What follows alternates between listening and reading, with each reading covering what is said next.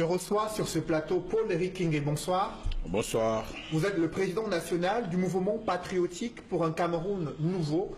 Quelle est l'idéologie politique et les valeurs que vous défendez au sein de cette nouvelle formation politique? Oui, je vous remercie de me prendre ce soir pour que j'explique à la communauté nationale l'idéologie qui fonde notre parti. En fait, 4 piliers sous-tendent l'idéologie de notre parti. Le premier pilier, c'est une économie libérale, mais bien encadrée par l'État. Mais une économie libérale qui commence par le bas, c'est-à-dire précisément par des petits entrepreneurs. Au Cameroun, voyez-vous, 90% des entreprises sont dans l'informel. Et la plupart de celles-ci ne sont pas du tout encadrées.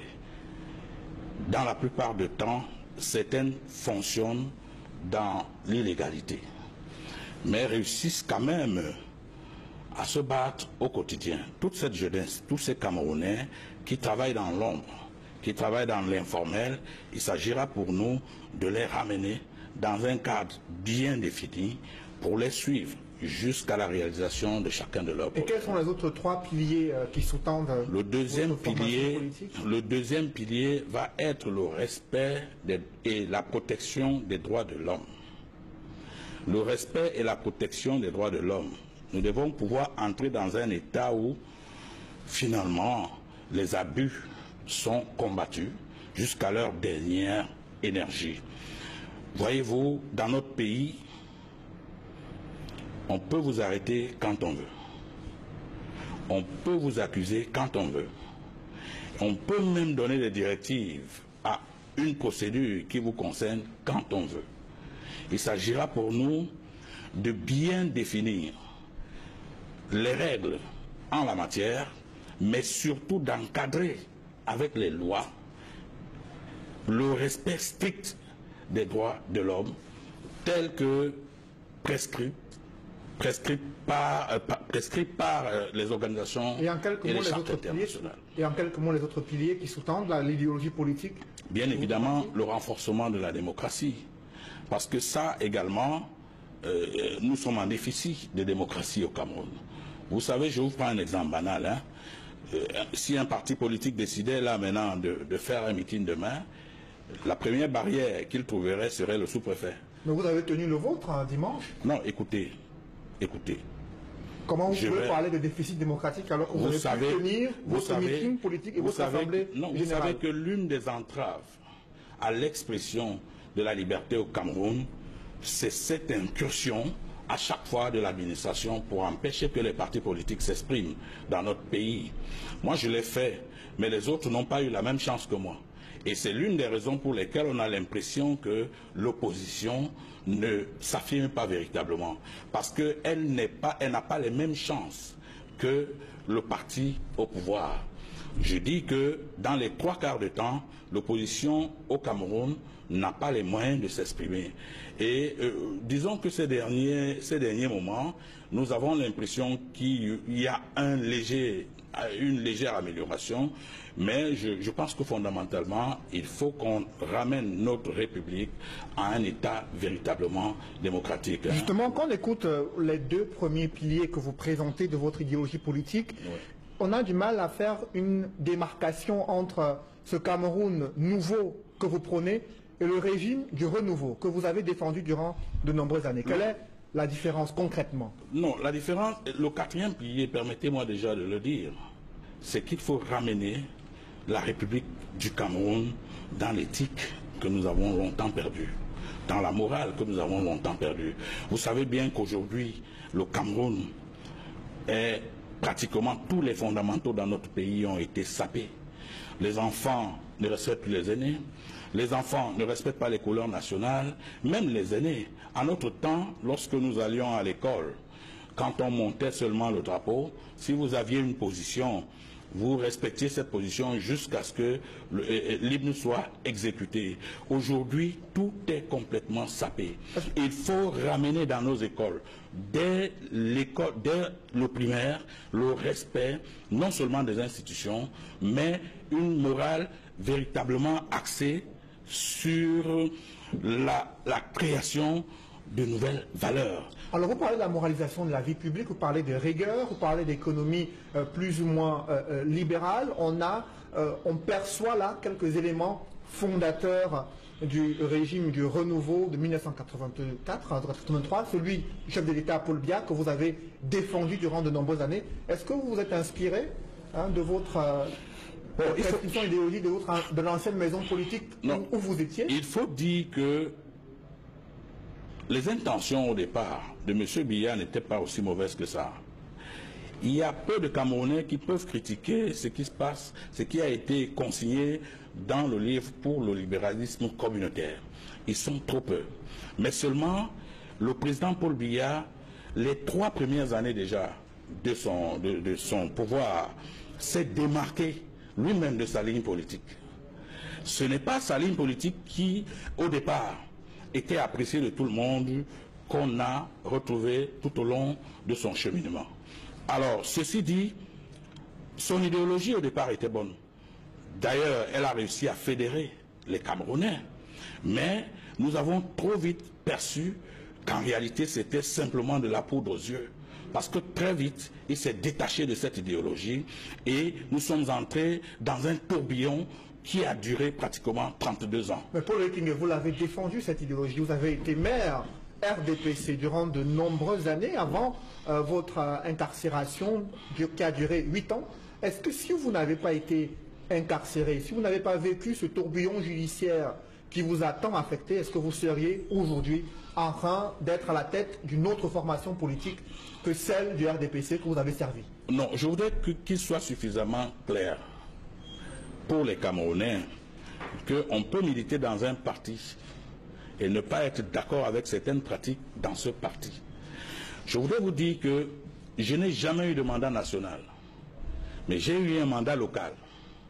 Et le mandat local que j'ai assumé, vous pouvez le demander à ceux qui m'avaient confié ce mandat, on fait de moi, s'il vous plaît, on fait de moi un demi-dieu chez moi. Pourquoi? Parce que au départ, j'entre dans le RDPC, ça je l'ai dit, parce que je cherchais un véhicule dans lequel et à travers lequel je pouvais m'exprimer. Alors, à un moment donné, je me suis rendu compte que, en réalité, à l'intérieur, je ne pouvais pas apporter ces changements. Mais d'un coup de tête, j'ai dit, ok, ne serait-ce qu'au niveau local, parce que j'avais un mandat local. On ne peut pas me juger comme quelqu'un qui avait un mandat national. Au niveau local, il faut que je me démarque. J'ai décidé de me démarquer. D'abord, en luttant contre la corruption dans la localité. 2, en luttant contre les mauvaises pratiques, c'est-à-dire les mauvaises conditions de travail des ouvriers de chez moi. 3, en luttant contre ces confiscations des terres qu'on vit pratiquement au Cameroun. Chez nous, par exemple, la PHP occupe... Oui, justement, avant qu'on arrive à ce sujet-là, le Cameroun compte quand même 300 formations politiques et moins d'une dizaine sont visibles sur la scène nationale. Pourquoi vous avez refusé de rejoindre les autres leaders politiques pour justement contribuer davantage à renforcer le pouvoir de l'opposition et amorcer le changement démocratique? Pourquoi votre propre parti, alors qu'il y a d'autres qui existent, qui ont des sommiers politiques et qui peuvent justement structurer mieux l'opposition? Pourquoi votre propre parti? Voilà, je voudrais déjà vous rappeler que ce parti n'a pas été créé par moi. Je voudrais dire à l'opinion nationale et internationale que le parti dont j'ai la charge aujourd'hui a été créé en 2006. Parce qu'il m'arrive parfois de faire des incursions dans les réseaux sociaux. Beaucoup de gens pensent que c'est un parti de plus. Mais en fait, ce n'est pas un parti de plus. Au départ, ce parti s'appelait le PCN. Le Parti pour un Cameroun nouveau. Alors, c'est seulement au terme de l'Assemblée générale de ce parti qu'on a décidé de modifier son appellation. C'est un parti qui, en réalité, a fait son chemin, mais un chemin très, très, très, très, très douloureux. Parce qu'en réalité, il a connu pas mal de fortune. Alors, c'est donc au terme de l'Assemblée générale de ce parti... Est-ce que ce nouveau véhicule politique que vous venez d'emprunter vise à vous positionner davantage dans un probable gouvernement d'ouverture? Non, ce nouveau bien, vous souhaitez mieux vous positionner pour davantage discuter avec le président de la République? Non. C'est que vous n'avez pas pu faire quand vous étiez maire? Écoutez, s'il y a un Camerounais qui doit être maire contre le régime de M. Biya, c'est moi. Il n'y a pas deux Camerounais qui peuvent être amers contre le régime de M. Biya que moi. Parce que moi, j'ai été jeté en prison inutilement. J'ai été jeté en prison injustement. Alors, quand les gens... Vous voulez surfer sur cette sympathie des Camerounais durant vos années en prison? Non, s'il vous plaît, permettez-moi de dire ceci. Entre le régime de M. Biya, d'abord, il est important que je rappelle aux Camerounais que je n'étais qu'un militant de surface, un militant de périphérie, si vous voulez. Un maire de Ngoma Poubi ou un maire des Eka n'a aucune décision sur la marche de la République du Cameroun. Un maire de Penja ou un maire de Boya n'a aucune décision, aucun impact sur la marche de la République du Cameroun.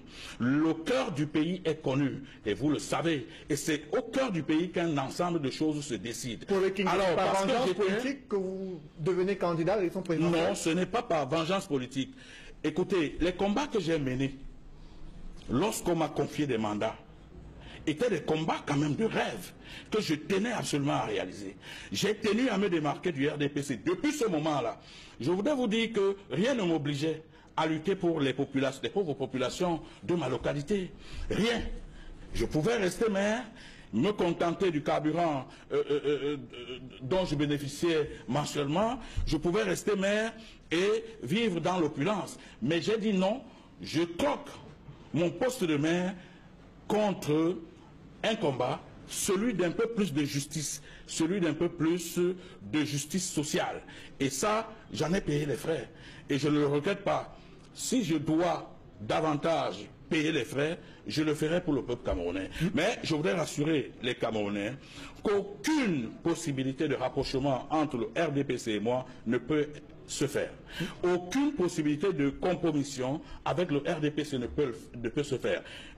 Pour la gouvernance, pour la gouverne, je veux dire, des Camerounais, ces 2 dernières années, j'ai reçu toutes les propositions, soit pour entrer au gouvernement, soit pour prendre la direction générale d'une société au Cameroun. J'ai dit non. Pourquoi? Pourquoi? Parce que depuis ma tendre enfance, j'ai toujours rêvé de voir les choses changer autour de moi. J'ai toujours pensé que les plus pauvres ont aussi le droit de vivre. Ces petits agriculteurs, ces Bayam Selam, ces soudeurs, ces gars qui travaillent au quotidien à la sueur de leur front, c'est d'eux qu'il s'agit. En fait, c'est d'eux que mon combat, c'est à eux que mon combat s'adresse. Merci Paul-Éric Kingué. Je rappelle que vous êtes président national du mouvement patriotique pour un Cameroun nouveau et candidat déclaré pour l'élection présidentielle prévue en 2018. Mesdames, Messieurs, c'est la fin de ce journal. Merci d'avoir